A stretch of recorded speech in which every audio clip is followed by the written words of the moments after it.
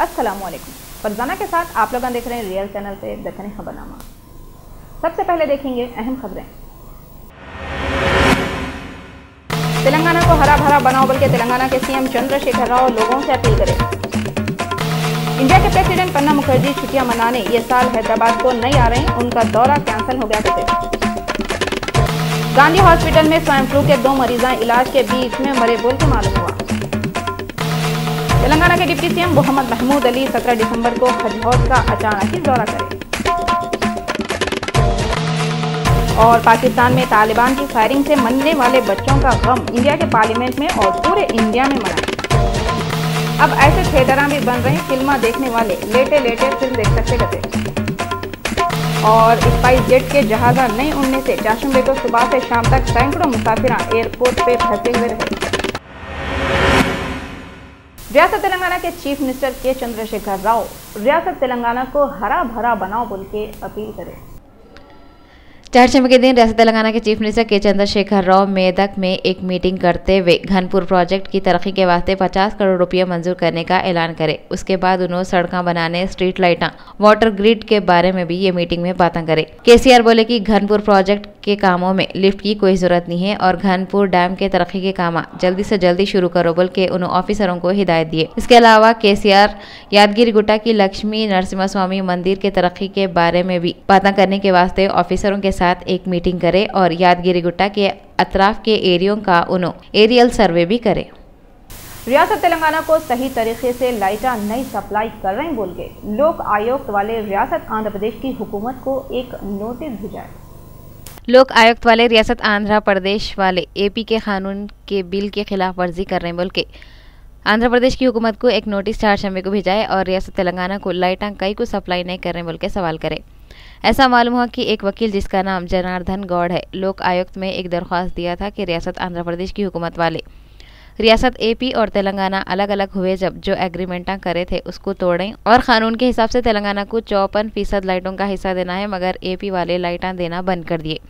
ये दरखास्त पे कार्रवाई करते हुए कोर्ट वाले हुकूमत को लाइटां सप्लाई नहीं करने की वजह बताओ और 19 जनवरी से पहले इसके बारे में एक रिपोर्ट दियो बोल के बोले। पाकिस्तान में दहशतगर्दों के हमले में शहीद होने वाले मासूम बच्चों के गम में इंडिया के स्कूलों में और पार्लियामेंट में 2 मिनट की खामोशी मनाएं। पाकिस्तान में तालिबान वालों के हमले में स्कूल के 132 बच्चे और दूसरे 9 लोगों की मौत का गम पाकिस्तान में ही नहीं बल्कि हिंदुस्तान में भी मनाए। इंडिया के स्कूलों में और पार्लियामेंट के दोनों ऐवानों में 2 मिनट की खामोशी मनाए। अलग अलग लीडर अपने अपने तरीके से गम का इजहार करे। इंडिया के पीएम नरेंद्र मोदी पाकिस्तान के पीएम नवाज शरीफ से बात करके बोले, ये मुसीबत और दुख के वक्त इंडिया पाकिस्तान के साथ है। कांग्रेस के मनीष तिवारी पाकिस्तानी हुकूमत से बोलना चाहे, जो लोग मासूम बच्चों के कत्ल के साजिशा करे उनको सख्त से सख्त सजा दो। बहुजन समाज पार्टी के मायावती ये वाक़े पे बहुत अफसोस करते हुए बोले, दहशतगर्दा कौन से भी मजहब के नहीं हो सकते। वो कई को बोले तो कोई भी मजहब नाहक कत्ल की इजाजत नहीं देता। पाकिस्तान में हुए सो ये हमले के बाद इंडिया में भी होम मिनिस्ट्री वाले सब स्टेटों को चौकस रहने की हिदायत दिए करते। ये बात इंडिया के home minister Rajnath Singh media वालों से बोले। कई स्कूली बच्चों और अन्य व्यक्तियों की दुखद मृत्यु हुई है। मैं इस घटना पर हम सभी अपना गहन क्षोभ, आक्रोश, गहरा दुख व्यक्त करते हैं और इस घृणित, वहशी, भयावह और कायरतापूर्ण आतंकवादी हमले की हम सब भर्त्सना करते हैं। यह सभा पाकिस्तान की आम जनता, शोक संतप्त परिवारों तथा घायलों के प्रति अपनी हार्दिक संवेदना व्यक्त करती है।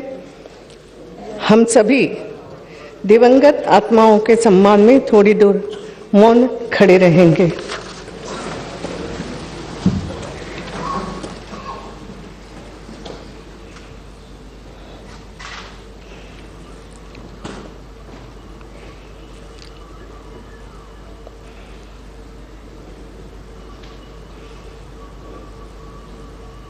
हैदराबाद के गांधी हॉस्पिटल में स्वाइन फ्लू की बीमारी होने से 2 मरीजा इलाज के बीच में मर गए।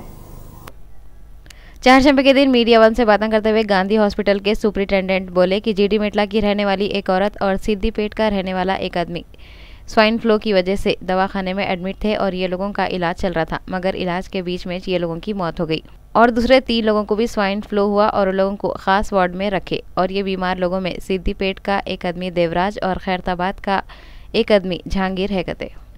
रियासत तेलंगाना के पढ़ाइयों के वजीर जी जगदीश रेड्डी बोले, तेलंगाना में एमसेट का एग्जाम अलग से होना, एपी वालों के साथ मिलके नहीं होना।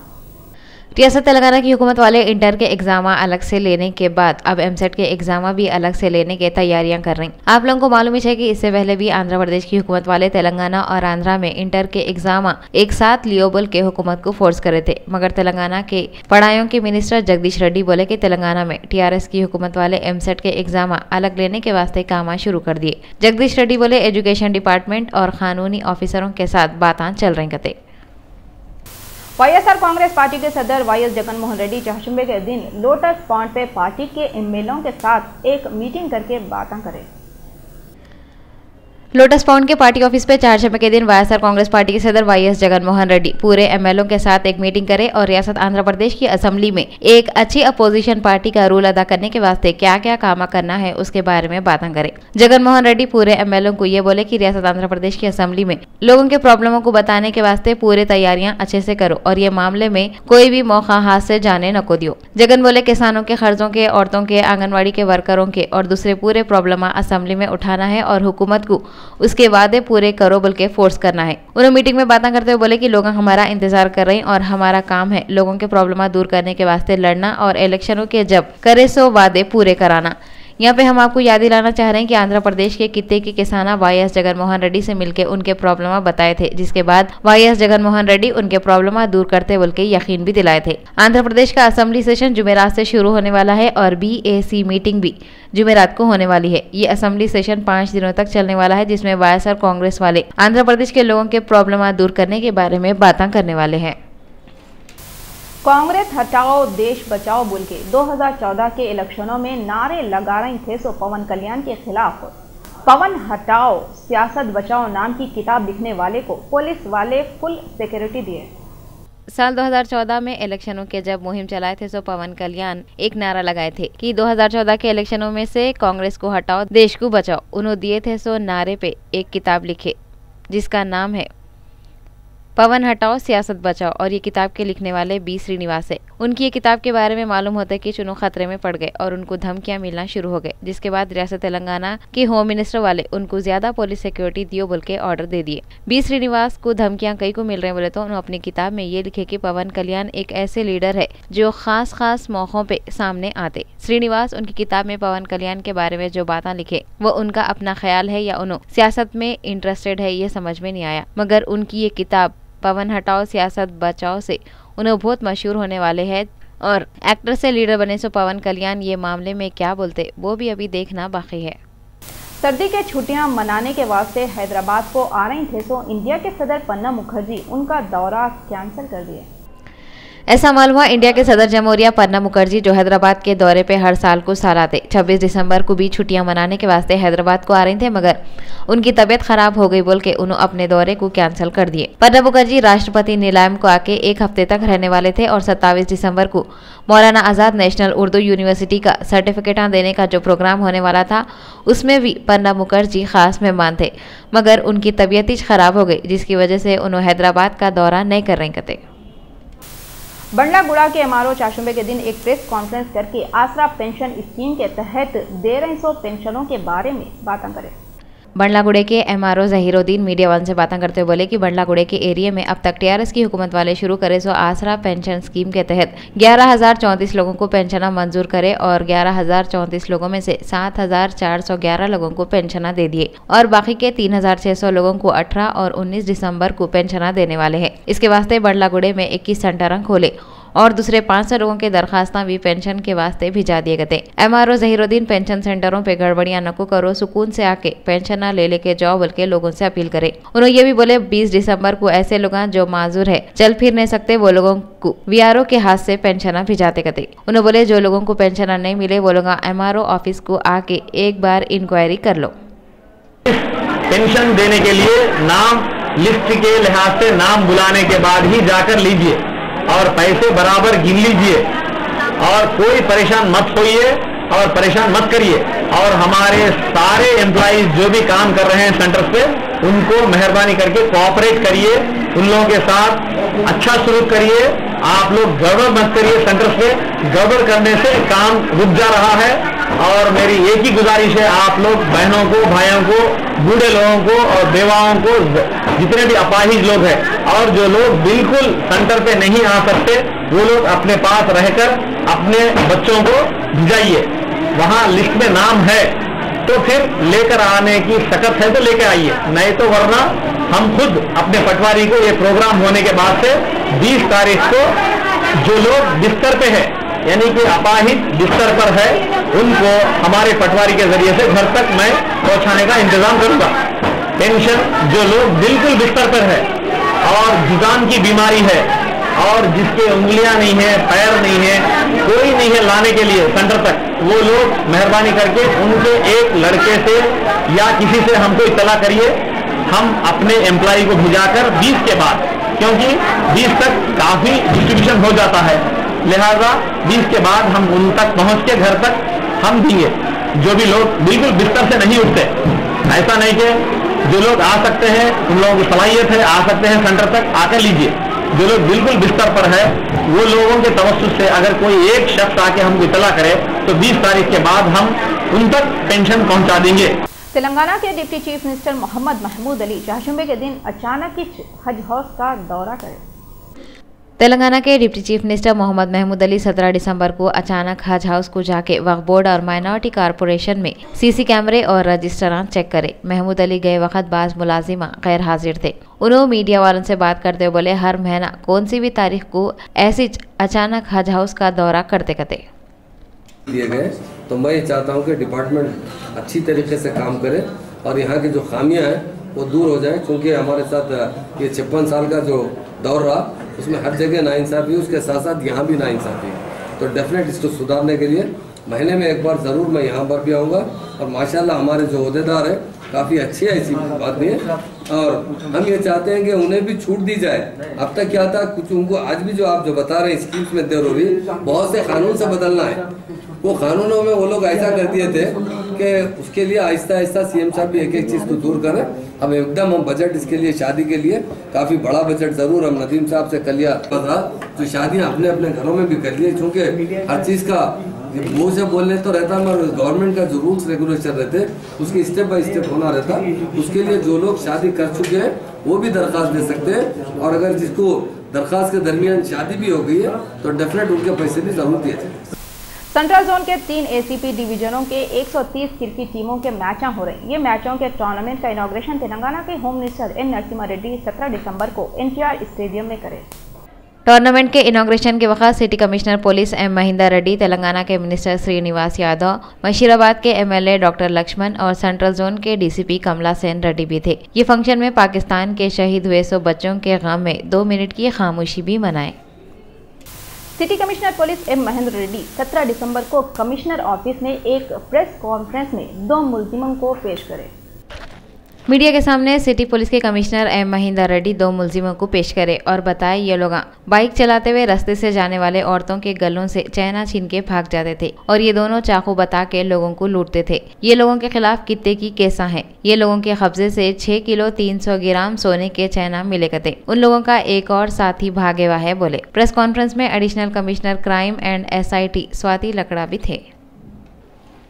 मगरबी बंगाल में करोड़ों रुपए के शारदा चिटफंड घोटाले में पकड़े गए और ट्रांसपोर्ट के मिनिस्टर मदन मित्रा चीफ जुडिशियल मजिस्ट्रेट प्रधान मुखर्जी की अदालत में बोले सीबीआई के ऑफिसर उन पे दबाव डाल रहे थे। चारशंबे के दिन ABVP और JNTU के स्टूडेंट मासाब टैंक पे एक पीस रैली निकाले। चारशंबे के दिन ABVP, JNTU और मासाब टैंक पॉलिटेक्निक कॉलेज के स्टूडेंट एक पीस रैली निकाले और पाकिस्तान में स्कूल के बच्चों पे हुए 100 हमलों के ऊपर बहुत औंट लिए और पुतले जलाए। हिमायतनगर के पुलिस वाले उस वक्त पे सिक्योरिटी के जबरदस्त इंतजाम करे थे।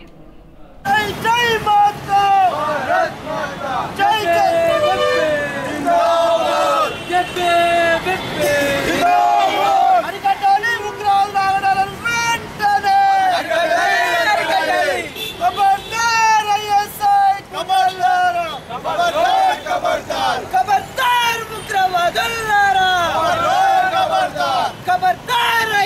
आंध्र प्रदेश के डिस्ट्रिक्ट प्रकाशम में रोड एक्सीडेंट से 2 लोग मर गए, 8 जने जख्मी हुए। यह हादसा उस वक्त हुआ जब राजमंड्री से एक लारी जो करपा को जा रही थी लुढ़क गई। काचीगुड़ा के पास नहीं मालूम तो लोग एक औरत पे तेजाब डाल दिए। काचीगुड़े के पास नहीं मालूम सो लोग बालामणि नाम की एक औरत पे तेजाब डाल दिए। बालामणि गवर्नमेंट जॉब करती करते उसको फौरी इलाज के वास्ते उस्मानिया दवाखाने में शरीक करके काचीगुड़े के पुलिस वाले एक केस बुक कर लिए और तहकीकात कर रही। आंध्र प्रदेश के जिले कर्नूल में वाक़े आत्माकूर में BSP 9वीं बटालियन के कांस्टेबल वेंकटेश्वर राव को नहीं मालूम तो लोग बेदर्दी से कत्ल कर दिए और कौन की वो कांस्टेबल के सर को धड़ से अलग कर दिए और ये मर्डर के बाद वो लोग भाग गए। गांव के लोग कांस्टेबल का कटेवा सर देख के पुलिस वालों को इतला दिए, जिसके बाद पुलिस वाले फौरी हरकत में आ गए और आसपास के एरियो में तलाशी शुरू कर दिए। मुंबई और दिल्ली में स्पाइस जेट का कोई भी हवाई जहाज 17 दिसंबर को सुबह से 4 बजे शाम तक नहीं उड़ा। एयरपोर्टों पे समूह से लोग फंसे हुए रहे।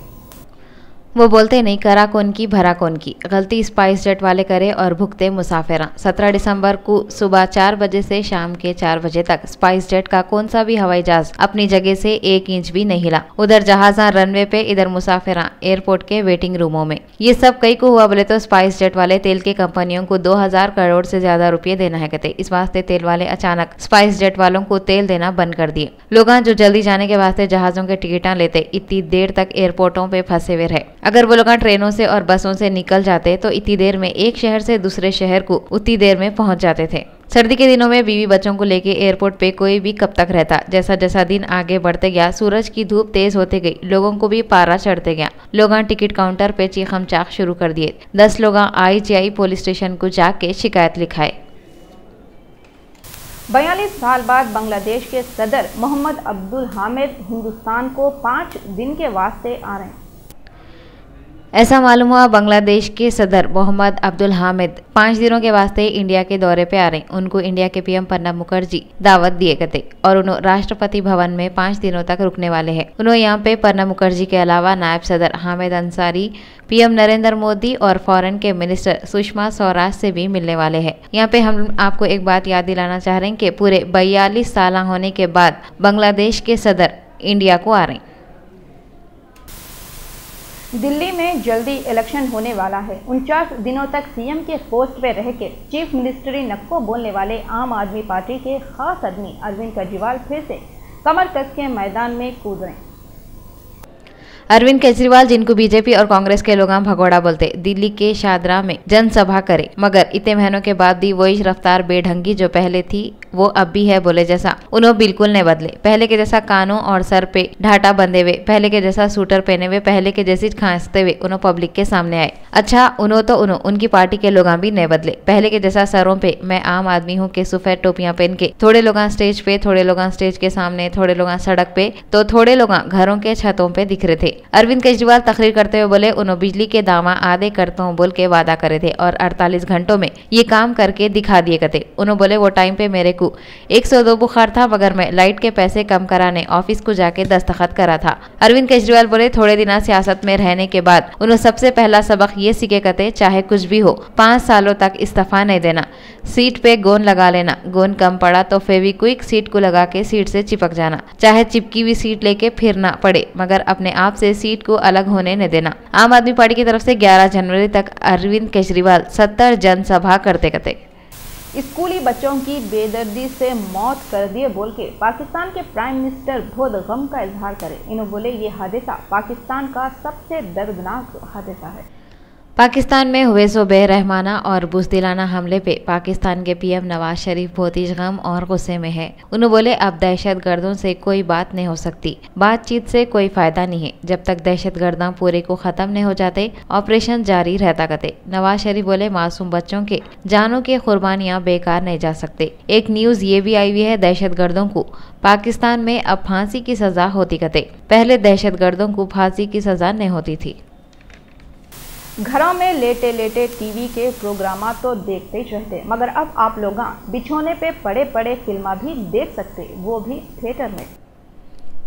कैदी गुंडों के वास्ते एक और अच्छी खबर आई हुई है। रूस के शहर मॉस्को में एक ऐसी थिएटर का इनॉग्रेशन हुआ जिसमें नरम बिछौने पे पड़े पड़े लोग फिल्म देख सक रहे। ये थिएटर को एक खूबसूरत कमरे के जैसा सजाए हुए है। मैचिंग पर्दे साइड के टेबल तक रखे हुए हैं। ऐसे थिएटरों की सबसे ज़्यादा ज़रूरत तो हमारे लोगों को है। हमारे थिएटरों में टूटे फूटे उजाड़ कुर्सियों पे भी लोग ऐसा आराम से बैठे हुए रहते, समझना मुश्किल होता कुर्सी पे बैठे हुए है या लेटे हुए है। पाँव सामने वाले के कुर्सी पे और कभी कभी तो सामने वालों के खानों पे रख के फिल्म का मजा लेते हुए रहते। अगर ऐसे थिएटर हमारे मुल्क में भी शुरू हो गए तो पलंगों के बाजू टेबलों पे लैंपा रखने के बजाय उगालदाना रखे तो अच्छा रहता। वो कई को बोले तो यहाँ के लोग घड़ी घड़ी सिगरेटा बीड़ियां पीते रहते, उसका गुल झटकना पड़ता, पाना और गुटके खाते रहे, थोड़ी थोड़ी देर को थूकने जाना पड़ता। बाजू उगालदान रहा तो पड़े पड़े फिल्म का शौक और जर्दे का शौक दोनों के दोनों पूरे होते रहते। अगर ऐसे थिएटर हमारे मुल्क में भी शुरू हो गए तो एक परेशानी हो सकती, वो ये कि हम लोग फालतू थिएटरों में फिल्म देखते वक्त भी कितने की वक्त सो जाते। इतनी आराम की थिएटर में तो फिल्म देखने से पहले आंख लग सकती और फिर यहाँ के लोग खर्राटे लेने में सारी दुनिया में मशहूर है। अगर थोड़े लोग भी सोते वक्त खर्राटे लेने लग गए तो फिर जो लोग जगते हुए फिल्म देख रहे हैं वो लोगों को फिल्म का एक भी डायलॉग समझ में नहीं आ सकता। फिल्म को देखते वक्त बगैर डायलॉग वाली मुक्की फिल्म समझ के देखना पड़ेगा। खैर कुछ भी हो, लेटे लेटे फिल्म देखने का चांस मिल रहा है, ये बहुत बड़ी बात है। हिंदी फिल्मों के मशहूर एक्टर ओम पुरी को इलाहाबाद के इंटरनेशनल फिल्म फेस्टिवल में कारनामे हयात अवार्ड दिए। हिंदी फिल्मों के मशहूर एक्टर ओम पुरी को इलाहाबाद में इंटरनेशनल फिल्म फेस्टिवल में लाइफ टाइम अचीवमेंट अवार्ड दिए। इंटरनेशनल फिल्म फेस्टिवल के डायरेक्टर अभिषेक अरुण बोले, ओम पुरी को ये अवार्ड देना एक फख्र की बात है। उन्होंने बोल रहे ओम पुरी पटियाला में पैदा हुए और कितने की आर्ट और कमर्शियल फिल्मों में उन्होंने एक्टिंग करे सो है। आखिर में अहम खबरें एक बार फिर देखेंगे। तेलंगाना को हरा भरा बनाओ, बल्कि तेलंगाना के सीएम चंद्रशेखर राव लोगों से अपील करें। इंडिया के प्रेसिडेंट प्रणब मुखर्जी छुट्टियां मनाने ये साल हैदराबाद को नहीं आ रहे, उनका दौरा कैंसिल हो गया कहते। गांधी हॉस्पिटल में स्वाइन फ्लू के 2 मरीजा इलाज के बीच में मरे बोल के मालूम हुआ। तेलंगाना के डिप्टी सीएम मोहम्मद महमूद अली 17 दिसंबर को हज हाउस का अचानक ही दौरा करें। और पाकिस्तान में तालिबान की फायरिंग से मरने वाले बच्चों का गम इंडिया के पार्लियामेंट में और पूरे इंडिया में मनाए। अब ऐसे थिएटर भी बन रहे हैं, फिल्म देखने वाले लेटे लेटे फिल्म देख सकते कहते। और स्पाइस जेट के जहाज़ नहीं उड़ने से चाशुम्बे को सुबह से शाम तक सैकड़ों मुसाफिर एयरपोर्ट पे फंसे हुए रहे। रियल चैनल के दक्कनी खबरनामे में बस इतना ही। फरजाना को दियो इजाजत। अल्लाह हाफिज।